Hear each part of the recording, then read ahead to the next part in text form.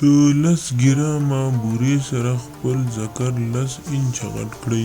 سلام ګران لیدونکو، هیله ده چې روغ جوړ او د صحت جامې مو پر تن وي. زه یو ځل بیا ستاسو په خدمت کې د یو نوي ویډیو سره حاضر یم. هیله ده چې د پام وړ مو وګرځېږي.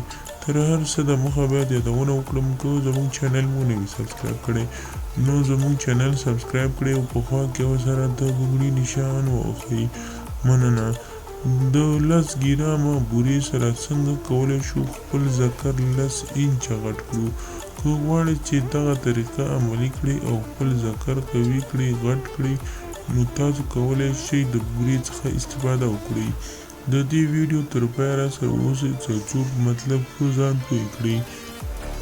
هغه خلک چې په خپل ذکر کې تر خپلې اندازې پورې کموالی ګوري یا وړوکوالی ګوري کولی شي د بورې سره خپل ذکر ته وده ورکړي.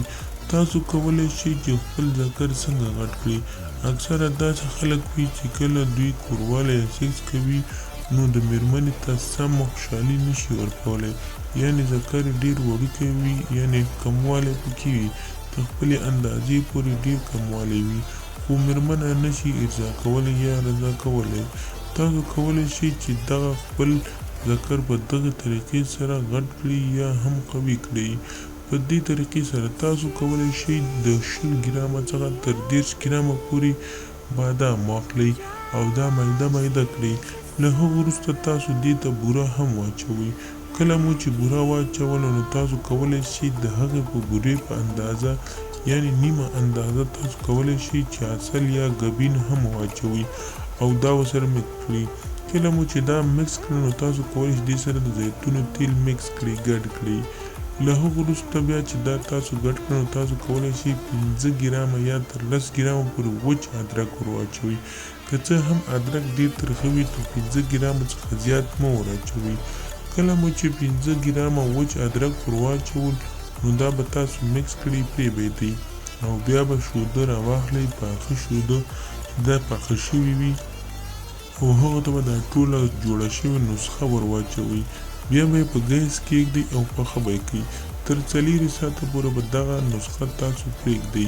چې کله 4 ساعته پوره شو نو د سهار له خوا نه یې باید بیا په نهر یې وڅښئ. په نهر یې وڅښئ، تر 1 هفتې پورې دغه کار وکړئ. صرف 1 هفته دا کار وکړئ، بیا وګورئ که د چا ذکر غټ وي یا وړوکی وي نو داسې زدن به کوي چې سم به تبه د امریکې او د روس جنګ دی، داسې جنګ به ورسره کوئ. بیا به هېڅکله هم تاسو داسې خفه کېږئ نه به مایوسه کېږئ او خپل ذکر کې به سم قوت یا قویوالی ګورئ.